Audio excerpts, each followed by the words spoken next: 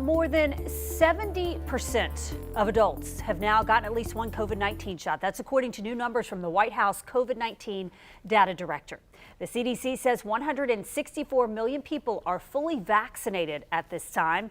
320,000 of the shots happened just within the past week. The White House says that's the highest 7-day average since the 4th of July. That's when President Biden wanted to reach that 70% mark.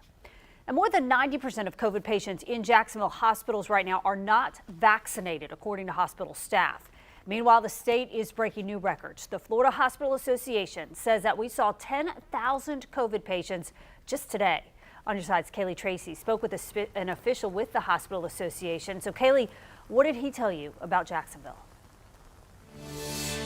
Well, he calls Jacksonville the epicenter of the pandemic for Florida. Here at UF Health, they have not had to activate their surge plan like we saw Mayo Clinic do yesterday. But they tell me with more and more COVID patients coming in each day, including today, they're monitoring things closely.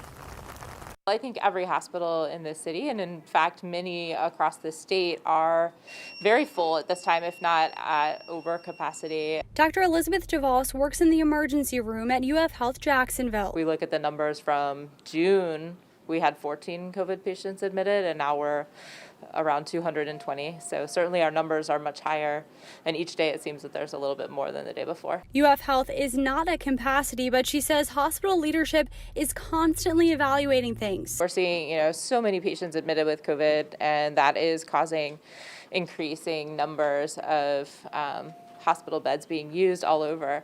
And so here we're definitely seeing that we are having to be creative in how we move patients through the hospital to make sure that we are having space for those who need our care 100% of the time. Baptist Health says it activated parts of its emergency response plan in early July. It has 1,190 licensed beds system-wide and has added more than 100 beds to accommodate the current surge. Monday, Baptist reported 507 COVID patients system-wide. It's very disturbing. Mark Lauder of the Florida Hospital Association says some hospitals in Jacksonville are double their previous peak. But what we're also seeing is how great our hospitals and those hospital staff are in responding to emergencies. So they're able to transition rooms and areas into ICU level care. Baptist says it's treating patients in every space possible in emergency rooms, including break rooms and conference rooms. Lauder says the association is and has been in talks with the state government to bring out-of-state resources to Florida to help with the surge.